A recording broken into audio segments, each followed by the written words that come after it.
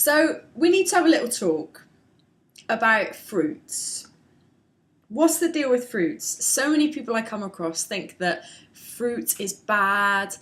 I like fruits, but I'm having to cut down. You know, I get emails every day of the week, people saying to me things like, I totally get the alkaline diet. I think it's wonderful. I think it's amazing, but it's difficult and I'm really struggling to get my carbs down and to cut out fruit. And I just want to bang my head against the wall. Now, it's not your fault if you think this way, and I'm going to explain why, another side of the argument, and just give a bit of background as to why you might have come to this conclusion if you have, and why it's wrong. Okay, so if you've read Dr. Robert Young's pH Miracle book or a lot of the other alkaline diet literature, those books say, definitely Dr. Young's says to minimize fruit, if not cut it out altogether. Why? Because it contains sugar. Sugar is acidifying. That's the logic behind it, okay?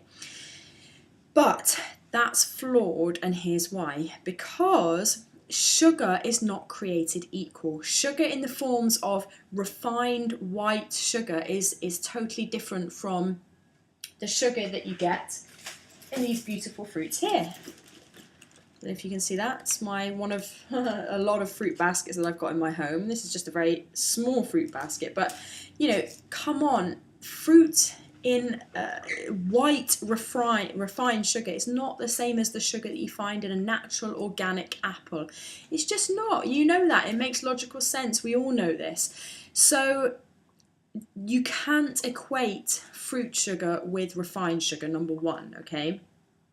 Number two, you have to ask yourself, if you're on the alkaline diet, one of the big struggles with the alkaline diet is getting enough calories, because if we're not eating all the acidifying things, like if we're minimizing or eliminating dairy, meat, processed foods, refined sugars, a lot of refined fats, that type of thing, if we're minimizing all this, the question is, where do we get our calories from? Where are we going to energize ourselves?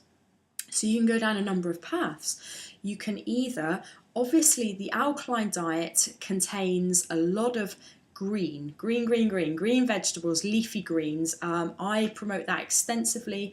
These are alkaline foods. Anything which is high in chlorophyll, the green pigment in plants, is supremely alkalizing.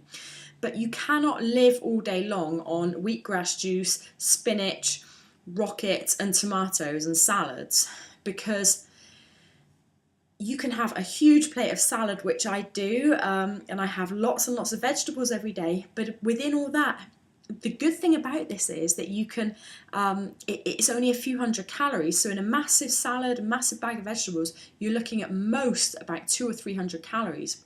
So it's good because it's low calorie food, so it means you can eat a lot of it, and it leaves room for a lot of other foods. So I see it as an insurance policy. As long as I'm eating my alkaline greens, my wheatgrass juice, my raw vegetables every day, within that, say 150 to 200 calories around about for me, then that leaves me, as someone who exercises a lot, about another 2,300 calories to eat these other foods. But being committed to the alkaline lifestyle, I don't want to be eating meat, I don't want to be eating dairy, I don't want to be eating processed crap foods. So where, you might ask, do I get my calories from? So this is where the problem comes in, because personally I eat a lot of fruit. I eat a ton of fruit.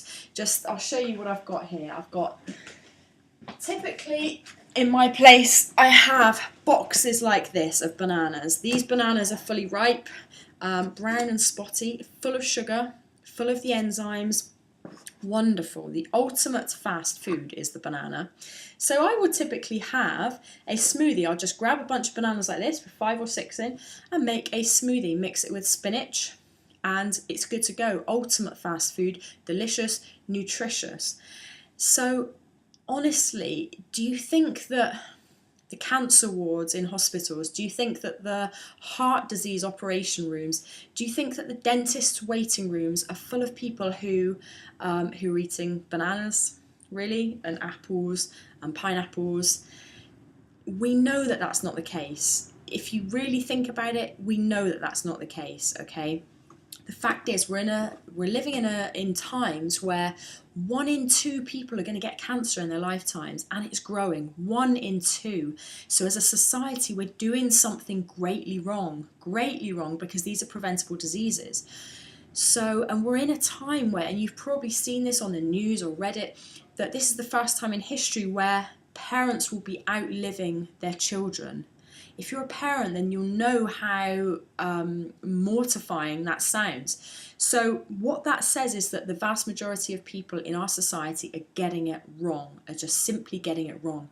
So by listening to all the people that say the paleo diet is good and you want to eat lots of meat because that's what we've always eaten as Neanderthals, and all this hogwash that's out there, all this propaganda, and the people that say don't eat fruit because it's bad for you, I would lump those in that same group of people as the propagandists, okay? Because fruit is where you're going to get the majority of your calories on the alkaline diet. Fruit, in the context of a green vegetable diet, is alkalizing, okay? Is alkalizing. When you have problems with fruit, it's for a number of reasons. Either you're not combining fruit properly. Fruit must be eaten on its own, or at the very most before other foods. And if you're going to combine it with anything, it should just be vegetables. If you eat a big meal of, say, if you were to eat, say, a big steak with roast potatoes and lots of fat and gravy, and then eat bananas and apples and strawberries and melon on top of that, you're going to have the most horrendous gut problems. You're going to have indigestion. And what's the natural reaction? To blame the fruit, because that's the last thing you ate. But it's because the fruit digests so fast that it's sitting on top of this backlog of food that's taken forever to process, okay? And it's fermenting and causing problems. So that's where fruit gets the bad rap.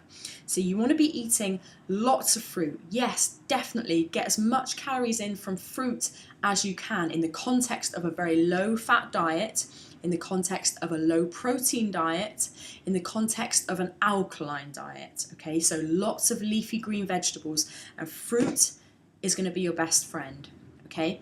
Now, if this is still not making 100% sense to you, I would advise you to go and grab a copy of my report, the 10 Health Mistakes report that I've spent the last couple of weeks writing. It's been long in writing. I get asked these questions all the time. There's common mistakes that I see people making over and over again.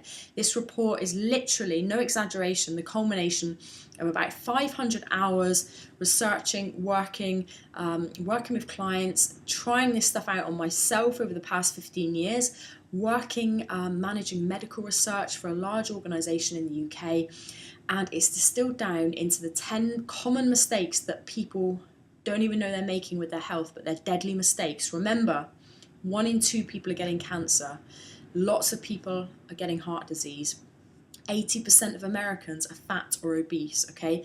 This report is going to change your perspective and could change your health for the better forever. So go and grab my report. It explains a lot more in detail about the benefits of fruit and the benefits of an alkaline diet and the top 10 mistakes that you need to avoid in order to achieve very good health. So I'll leave it there for this video. Great to speak to you, and I'll talk to you again in the next video.